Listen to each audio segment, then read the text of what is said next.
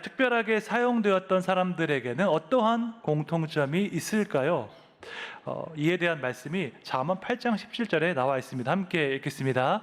나를 사랑하는 자들이 나의 사랑을 입으며 나를 간절히 찾는 자가 나를 만날 것이니라. 아멘. 하나님의 어떤 특별한 사랑을 입은 사람들은 그분을 특별하게 사랑했던 사람들이었습니다. 하나님을 아주 특별하게 만났던 사람들은 하나님을 아주 간절한 마음으로 찾았던 사람들이었습니다. 그러니까 하나님께 특별히 사용받는 그 특권은 누구에게나 다 열려 있는 것입니다. 특별한 마음으로 주님을 사랑하고 주님을 간절히 찾으면 되는 것입니다. 하나님의 뜻을 구하고 하나님의 마음을 따라가는 그 사람들을 주님께서는 아주 귀하게 보시기 때문입니다. 오늘 본문 말씀은 지난주의 말씀과 이어지는 내용입니다. 지난주에는 다윗이 예루살렘으로 언약궤를 가져오는 장면을 살펴보았습니다. 다윗의 인생에서 가장 기쁘고 영광스러운 순간이었습니다. 이방 민족을 정복하고 약속의 땅 가나안을 온전히 차지했습니다. 바로 그 순간에 다윗은 자기 스스로를 높인 것이 아니라 하나님을 찬양하고 높였습니다. 그가 얼마나 겸손한 사람이었는지 잘 보여주는 말씀입니다.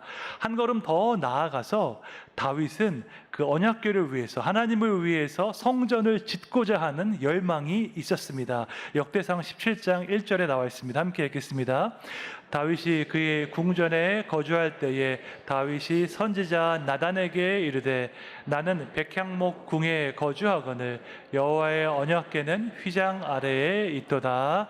아멘. 이방 민족을 정복한 다윗이 그의 궁전에 편안하게 누웠을 때에 그는 하나님을 기억했습니다.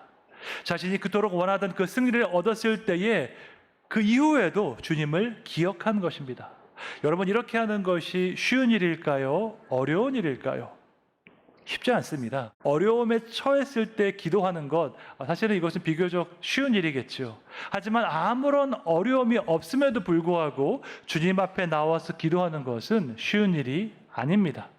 더구나 내가 원하던 것을 다 얻었을 때에, 그때에 하나님을 기억하는 것은 어려운 일입니다. 놀라운 성공을 거두었을 때에 그 성공을 허락하신 하나님의 은혜를 기억하고 동일한 마음으로 기도하는 것 어려운 일입니다. 그런데 다윗이 지금 그 어려운 일을 하고 있는 것입니다.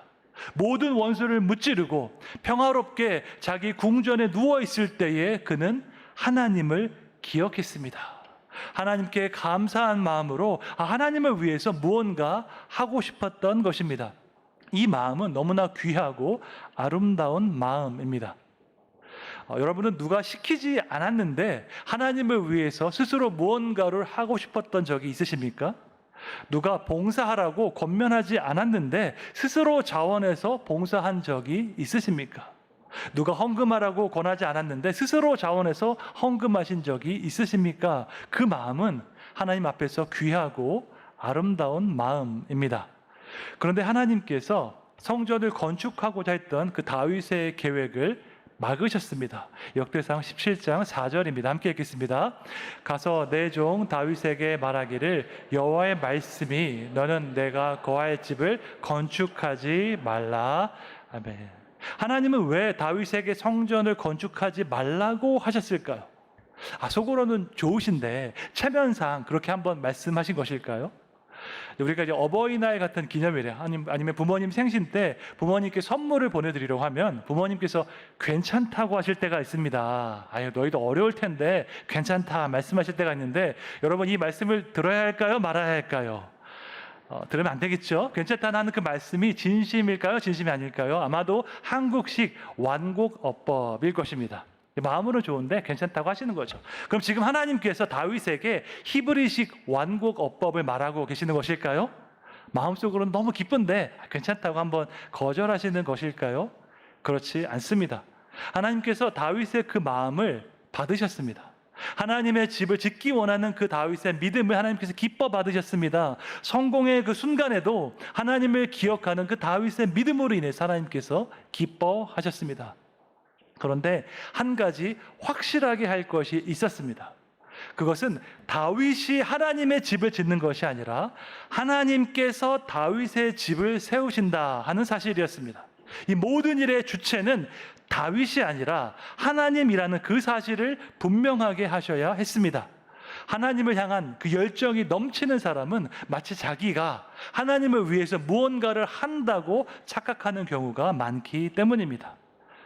성전을 짓고자 하는 그 다윗의 계획에 대해서 하나님께서 어떻게 응답하시는가 보면 주님께서 그 모든 일을 계획하시고 진행하시고 주관하신다 하는 것을 강조하고 있습니다. 역대상 17장 7절 말씀 함께 읽겠습니다. 또한 내 종 다윗에게 이처럼 말하라. 만군의 여호와께서 이처럼 말씀하시기를 내가 너를 목장 곧 양떼를 따라다니던 데에서 데려다가 내 백성 이스라엘의 주권자로 삼고, 아멘. 주님께서 말씀하시기를 내가 너를 택해서 내 백성의 주권자로 삼았다라고 말씀하고 계십니다. 다윗이 스스로의 힘으로 왕이 된 것이 아니라 하나님께서 그를 택하셔서 왕으로 세우셨다 하는 것입니다. 히브리 문법에서는 내가라는 이 주어를 사용하지 않아도 됩니다. 왜냐하면 히브리어 동사에는 주어의 격과 수가 다 포함되어 있기 때문에 굳이 I라는 그 주어를 사용하지 않아도 다 알 수 있습니다. 그럼에도 불구하고 하나님께서 굳이 내가라는 이 주어를 강하게 사용하신 것은 이 행동의 주체가 하나님이라는 사실을 강조한 것입니다. 역대상 17장 14절에 또 나와 있습니다. 함께 읽겠습니다. 내가 영원히 그를 내 집과 내 나라에 세우리니 그의 왕위가 영원히 견고하리라 하셨다 하라. 아멘. 이 말씀에도 다시 한번 내가라는 그 주어가 강조되어 있습니다. 하나님께서 말씀하시기를 내가 내 집과 내 나라를 세우고 그의 왕위를 세우겠다 하십니다. 하나님의 집을 세우는 주체가 누구입니까? 다윗입니까? 아닙니다. 하나님입니다. 다윗의 열정과 헌신이 하나님의 집을 세우는 것이 아니라 하나님의 주권이 그분의 집을 세우는 것입니다. 하나님의 영원한 주권이 그분의 집을 세우고 뿐만 아니라 다윗의 집까지 세우는 것입니다. 다윗은 이 일을 위해서 사용될 뿐입니다. 하나님께서 이것을 분명하게 하셔야 했습니다. 그렇지 않으면 다윗이 오해할 수도 있었기 때문입니다. 마치 그의 열정, 그의 헌신, 그의 수고가 하나님의 집을 짓는다고 착각할 수도 있었기 때문입니다. 하나님께서 다윗의 계획을 막으셨을 때 그가 어떻게 반응했을까요? 여기에 다윗의 위대함이 있습니다. 역대상 17장 16절 말씀 함께 읽겠습니다. 다윗 왕이 여호와 앞에 들어가 앉아서 이르되 여호와 하나님이여 나는 누구이오며 내 집은 무엇이기에 나에게 이에 이르게 하셨나이까. 아멘. 다윗은 하나님 앞에 나아가서 앉았습니다. 자신의 계획을 막으신 그 하나님께 따지지 않았고 하나님보다 더 앞서서 행하지도 않았습니다. 하나님께서 그의 계획을 막으셨을 때 그는 하나님 앞에 나아가서 앉았습니다. 그리고 기도했습니다. 여러분은 여러분의 계획과 하나님의 계획이 다르다는 것을 알았을 때에 어떻게 반응하십니까? 혹시 하나님께 화가 나진 않습니까? 나의 계획을 거절하신 그 하나님께 혹시 삐지지는 않습니까? 저도 예전에 하나님께서 저의 계획을 들어주시지 않으면 많이 실망했던 것 같습니다. 하지만 다윗은 달랐습니다. 다윗은 그의 계획이 막혔을 때 하나님 앞에 나아가서 앉았습니다. 그리고 기도했습니다. 여러분 하나님 앞에서 기도할 때에 무엇을 깨달으십니까? 여러분의 소원과 바람을 그냥 말하기에 바쁘십니까? 아니면 기도 가운데 하나님의 임재 깊은 곳으로 나아가서 하나님께서 말씀하시는 것을 듣고자 노력하십니까?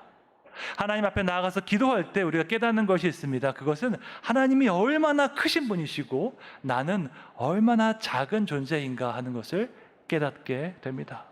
하나님은 영원부터 영원까지 계시는 분이시고 나는 그저 작은 점에 불과한 존재라는 것을 깨닫게 됩니다. 다윗의 위대함은 성전을 짓고자 하는 열망에 있지 않았습니다. 물론 그 성공의 순간에 하나님의 은혜를 기억하는 것도 대단한 일이 맞습니다. 하지만 그것보다 더 대단한 것은 하나님께서 그 계획을 거절하셨을 때 하나님의 뜻에 순종했다 하는 것입니다. 하나님을 위해서 놀라운 일을 하는 것보다 더 대단한 것은 놀라우신 하나님의 뜻에 온전히 순종하는 것입니다. 그래서 역대상 17장 16절 말씀 다시 한번 읽어보겠습니다. 다윗 왕이 여호와 앞에 들어가 앉아서 이르되 여호와 하나님이여 나는 누구이오며 내 집은 무엇이기에 나에게 이에 이르게 하셨나이까. 아멘. 하나님 앞에 들어가서 앉아서 기도한 것입니다. 전능하신 하나님, 역사를 주관하시는 그 하나님 앞에 나아가서 기도할 때 이 고백이 나왔습니다. 하나님, 나는 누구이오며 내 집은 무엇이기에 여기까지 이르게 하셨나이까 하는 고백이 나오게 되었습니다. 인생을 돌아보니 이 모든 것이 하나님의 은혜였고 하나님의 선물이었습니다. 하나님께서 함께 계시지 않았다면 결코 여기까지 오지 못했을 것입니다. 내 힘으로 내 계획대로 여기까지 온 것이 아니라 하나님의 주권적인 은혜로 말미암아 여기까지 왔음을 고백하는 믿음이 진정한 믿음입니다. 그래서 목회자들의 목회자라고 불리는 유진 피터슨 목사님은 이렇게 말했습니다. 다윗은 앉았다. 그때 진짜 일이 시작되었다. 다윗이 하나님을 위해 집을 세우는 것이 아니라 하나님이 다윗을 위해 집을 세우시는 것이다. 하나님이 명령하시면 우리는 순종한다.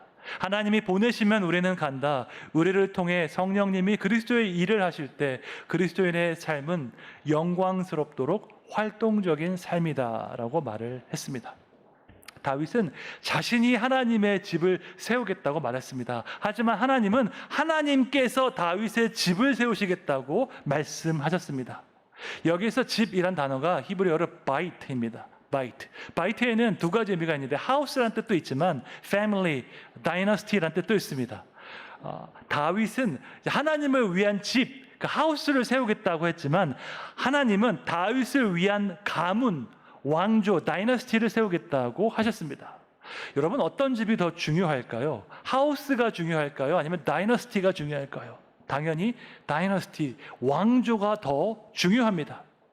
인간이 하나님을 위해서 세울 수 있는 것은 눈에 보이는 건물이 전부입니다. 하지만 하나님은 인간을 위해서 자자손손 대대로 이어지는 왕조를 세울 수 있습니다. 인간은 기껏해야 몇십 년 아니면 몇백 년 있다가 사라지는 건물밖에 세울 수 없습니다. 하지만 하나님은 천대까지 이어지는 가문과 왕조를 세울 수 있는 줄로 믿습니다. 하나님은 다윗에게 이 놀라운 사실을 선포하신 것입니다. 너는 나를 위해서 하우스를 짓겠지만 나는 너를 위해서 천대까지 이어지는 그 왕조를 세워주겠다 말씀하셨습니다. 이것을 듣고 다윗이 너무나도 감격했습니다.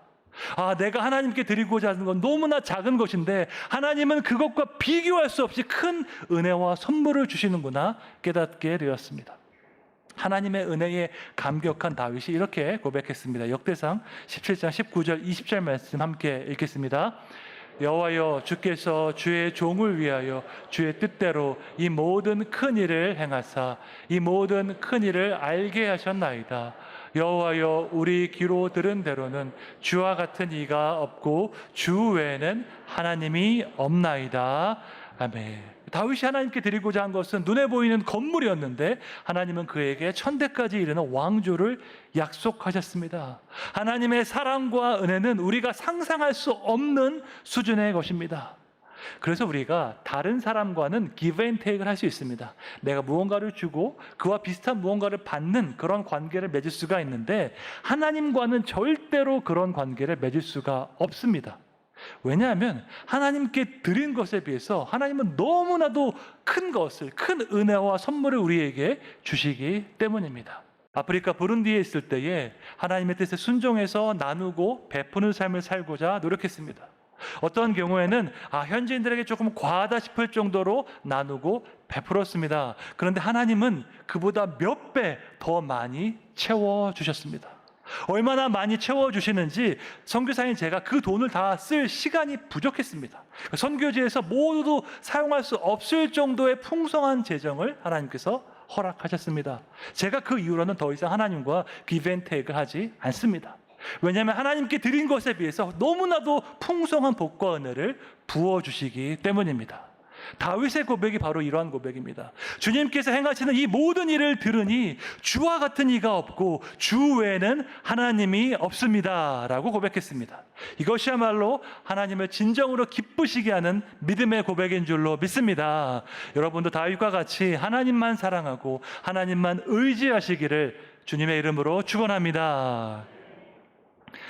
구약 성경을 한눈에 우리가 이해하기 위해서는 세 개의 언약을 기억하면 된다고 말씀을 드린 적이 있습니다. 첫째는 아브라함 언약, 둘째는 모세 언약, 셋째는 다윗 언약이었습니다. 아브라함은 이스라엘 민족의 조상이고, 모세는 이스라엘 민족의 출애굽을 이끌었던 지도자였고, 다윗은 이스라엘 국가의 최전성기를 이끌었던 가장 위대한 왕이었습니다. 이스라엘 역사에서 가장 중요한 사람 세 사람을 꼽아봐라 하면은 아브라함과 모세와 다윗을 꼽을 것입니다. 하나님께서 이들에게 각각 약속을 주셨습니다. 그 약속을 이해하는 것이 구약 성경 전체를 이해하는 데 핵심이 됩니다. 혹시 어떤 분들은 이렇게 생각할 수도 있겠습니다. 나는 한국 사람인데 내가 왜 굳이 이스라엘 역사를 알아야 하나요? 아브라함, 모세, 다윗에게 주신 그 약속이 한국 사람인 나와 무슨 상관이 있나요? 라고 생각할 수 있겠습니다. 우리가 구약을 공부하는 이유는 단지 이스라엘의 역사를 알기 위해서가 아닙니다. 조선시대 왕의 순서를 암기하는 것처럼 이스라엘의 그 왕의 순서를 다 암기할 필요도 없습니다. 그보다 더 중요한 것은 이스라엘 역사를 통해서 드러난 하나님의 뜻과 하나님의 성품을 우리가 깨닫는 것입니다. 성경은 하나님께서 누구이신지 그분의 뜻과 그분의 성품을 계시하는 책이기 때문입니다. 여러분, 하나님의 뜻은 어떤 현학적인 글, 철학적인 글로 드러난 것이 아니라 실제 역사와 실제 현실을 통해서 계시되었습니다. 성경에 기록된 모든 사건은 하나님께서 어떠한 분이신지 말씀하고 있는 사건입니다. 제가 아브라함 언약과 모세 언약에 대해서는 이전에 작년과 재작년 선교 주일 때 말씀을 드렸습니다. 혹시 기억이 잘 안 나시는 분들은 작년과 재작년 12월 첫째 주일 설교를 들으시면 되겠습니다. 아브라함 언약은 하나님께서 아브라함을 통해서 큰 민족을 이루고 그 민족을 통해서 땅의 모든 족속을 축복하시겠다 한 약속입니다. 이것은 하나님의 주권적인 선택과 구원의 방법에 대한 약속이기도 합니다. 하나님께서 초자연적인 방법으로 어떤 천사들을 통해서 구원을 행하시는 것이 아니라 그분의 택한 민족 이스라엘을 통해서 구원의 역사를 이루겠다고 말씀하셨습니다. 모세 언약은 애굽의 노예였던 이스라엘 민족을 시내산으로 인도하신 하나님께서 그들에게 제사장 나라와 거룩한 백성으로서의 사명을 주신 것입니다. 제사장 나라는 하나님과 열방 사이에서 중재자 역할, 중보자의 역할을 감당하는 나라입니다. 거룩한 백성은 아주 특별한 목적을 위해서 구별된 백성이라는 뜻입니다. 그 특별한 목적은 다른 것이 아니라 세계 모든 민족을 구원하기 원하시는 하나님의 구속 사역입니다. 그러니까 아브라함 언약과 이 모세 언약은 매우 선교적인 언약입니다. 하나님께서 이스라엘 민족을 택하셨는데 그것은 이스라엘만 사랑해서 그런 것이 아니라 이스라엘을 통해서 세계 모든 민족을 구원하기 위한 것이었습니다. 이것을 이해하고 하나님의 뜻에 순종하는 것이 이스라엘 민족에게 맡겨진 사명이었습니다. 그리고 이제 오늘 본문의 세 번째 약속인 다윗 언약이 나옵니다. 역대상 17장 12절 말씀 함께 읽겠습니다. 그는 나를 위하여 집을 건축할 것이요 나는 그의 왕위를 영원히 견고하게 하리라. 아멘. 하나님께서 두 가지를 약속하십니다. 첫째로 다윗이 하나님을 위하여 집을 건축할 것이라고 약속하시고, 둘째로 하나님은 다윗의 왕위가 영원히 견고하게 할 것이다고 약속하십니다. 다윗이 이제 하나님을 위해서 하나님의 집을 건축할 것이라고 하셨는데 그 집은 무엇을 위해서 존재할까요? 웅장하고 화려한 그 성전이 존재하는 가장 중요한 목적은 무엇일까요? 성전은 하나님께서 임재하시는 곳입니다. 그러니까 성전에서 하나님께 예배를 드리고 제사를 드리는 것이 가장 중요한 목적입니다. 그런데 그 다음으로 중요한 성전의 목적이 있습니다. 이사야 56장 7절에 나와 있습니다. 함께 읽겠습니다. 내가 곧 그들을 나의 성산으로 인도하여 기도하는 내 집에서 그들을 기쁘게 할 것이며 그들의 번제와 희생을 나의 제단에서 기꺼이 받게 되리니 이는 내 집은 만민이 기도하는 집이라 일컬음이 될 것임이라. 아멘. 하나님의 집은 만민이 기도하는 집이라고 말씀하고 있습니다. 이것이 성전의 중요한 목적입니다. 만민이 와서 기도하는 집이고 동시에 만민을 위해서 기도하는 집입니다. 영어 성경을 보면 A house of prayer for all nations라고 되어 있습니다. 모든 나라를 위해서 기도하는 집이라는 뜻입니다. 하나님은 다윗이 지을 그 성전을 기뻐하셨는데 그 이유는 만민이 성전에 모여서 모든 나라를 위해서 기도할 것이기 때문이었습니다. 이것은 아브라함 언약, 모세 언약, 다윗 언약이 하나로 연결되어 있음을 보여줍니다. 하나님께서 이스라엘 민족을 택하신 이유는 그들을 통해서 하나님의 사랑과 구원을 온 세계에 알리기 위해서였던 것입니다.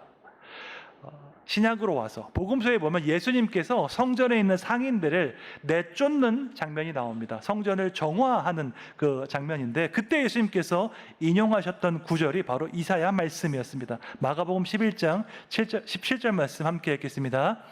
이에 가르쳐 이르시되 기록된 바 내 집은 만민이 기도하는 집이라 칭함을 받으리라고 하지 아니하였느냐 너희는 강도의 소굴을 만들었도다 하시매. 예수님께서 이사야 말씀을 인용하시면서 성전을 가리켜서 만민이 기도하는 집이라고 다시 한번 말씀하십니다. 이것은 성전 곧 하나님의 집이 어떠한 모습인가 어떠한 본질을 가지고 있는가 가장 명확하게 보여주는 말씀입니다. 다윗이 세우고자 했던 그 하나님의 집은 만민이 기도하는 집이었습니다. 두 번째로 다윗 언약을 통해서 하나님은 다윗의 왕위가 영원히 견고할 것이라고 약속하셨습니다. 1차적으로 이 말씀은 다윗 왕조를 향한 축복의 약속입니다. 아시는 것처럼 솔로몬 왕 이후에 이스라엘이 둘로 나뉘어졌습니다. 북이스라엘과 남유다로 나뉘어졌습니다. 북이스라엘은 반역과 내란이 많이 있었습니다. 그래서 북이스라엘에는 왕조가 여러 번 바뀌었습니다. 여로보암 왕조, 오므리 왕조, 예후 왕조 등 총 9개의 왕조가 있었습니다. 반면에 남유다에는 그러한 반역이 없었습니다. 그래서 남유다에는 왕조가 딱 하나밖에 없었습니다. 오로지 다윗 왕조밖에 없었습니다. 그러므로 다윗 왕조를 향한 하나님의 약속이 이루어진 것입니다. 하지만 궁극적으로 이 약속은 다윗의 후손으로 오실 메시아에 대한 약속입니다. 하나님의 통치를 완성할 그 메시아를 이 땅 가운데 보낼 것인데 그가 다윗의 후손으로 올 것이다 하는 약속입니다. 이 땅 가운데 진정한 평화를 가져올 하나님의 아들 그 메시아를 향한 그 약속을 다윗에게 주신 것입니다. 그래서 다윗이 지은 시편 중에서 제왕시, 로얄 삶이라는 그 시편 그룹이 있습니다. 총 9편의 시가 제왕시에 속합니다. 시편 2편, 18편, 20편, 21편, 45편, 72편, 101편, 110편, 144편입니다.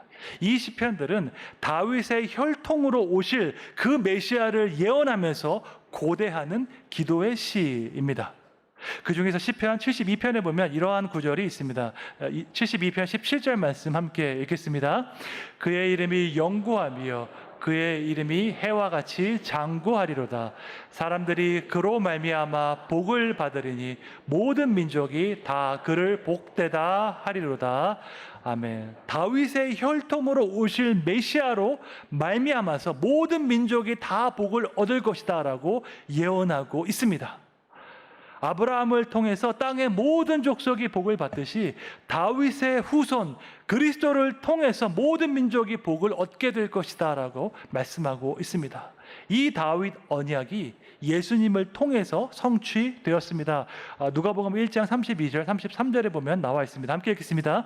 그가 큰 자가 되고 지극히 높으신 이의 아들이라 일컬어질 것이요 주 하나님께서 그 조상 다윗의 왕위를 그에게 주시리니 영원히 야곱의 집을 왕으로 다스리실 것이며 그 나라가 무궁하리라. 아멘. 하나님께서 다윗의 왕위를 예수님에게, 그리스도에게 준다고 말씀하고 있습니다. 다윗의 후손으로 오신 예수님께서 하나님의 나라를 세우시는데 그 나라는 이 땅에서 영원할 것이라고 말씀하고 있습니다.